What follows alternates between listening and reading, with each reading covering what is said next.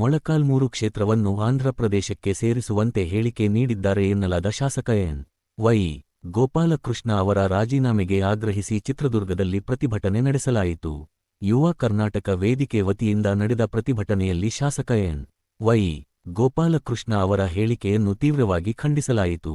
ಕರ್ನಾಟಕದಲ್ಲಿ 5-6 ಬಾರಿ ಶಾಸಕರಾಗಿ ಆಯ್ಕೆಯಾಗಿರುವ ಶಾಸಕರೇ ಮೊಳಕಾಲ್ಮೂರು ಕ್ಷೇತ್ರವನ್ನು ಆಂಧ್ರಪ್ರದೇಶಕ್ಕೆ ಸೇರಿಸುವಂತೆ ಹೇಳಿಕೆ ನೀಡಿರುವುದು ಕನ್ನಡಿಗರಿಗೆ ಹಾಗೂ ಈ ಭಾಗದ ಜನರಿಗೆ ಆಘಾತವನ್ನುಂಟು ಮಾಡಿದೆ ಎಂದು ಪ್ರತಿಭಟನಾಕಾರರು ಆಕ್ರೋಶ ವ್ಯಕ್ತಪಡಿಸಿದರು.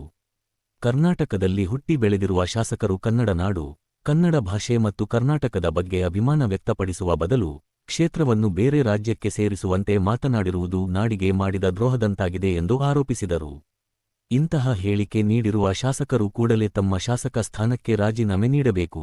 ಮುಖ್ಯಮಂತ್ರಿ ಹಾಗೂ ಕಾಂಗ್ರೆಸ್ ಪಕ್ಷದ ನಾಯಕರು ಕೂಡಲೇ ಮಧ್ಯಪ್ರವೇಶಿಸಿ ಶಾಸಕರಿಂದ ರಾಜೀನಾಮೆ ಪಡೆಯಬೇಕು ಎಂದು ಪ್ರತಿಭಟನಾಕಾರರು ಆಗ್ರಹಿಸಿದರು.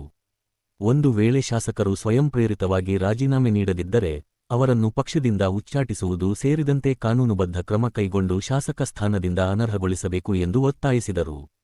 ಕನ್ನಡ ನಾಡಿನ ಅಖಂಡತೆ ಮತ್ತು ಕನ್ನಡಿಗರ ಸ್ವಾಭಿಮಾನಕ್ಕೆ ಧಕ್ಕೆ ತರುವ ಯಾವುದೇ ಹೇಳಿಕೆಗಳನ್ನು ಸಹಿಸುವುದಿಲ್ಲ ಎಂದು ಪ್ರತಿಭಟನಾಕಾರರು ಎಚ್ಚರಿಕೆ ನೀಡಿದರು. ಜನಧ್ವನಿ ನ್ಯೂಸ್, ಜನರ ಧ್ವನಿ, ಜನರಿಗಾಗಿ.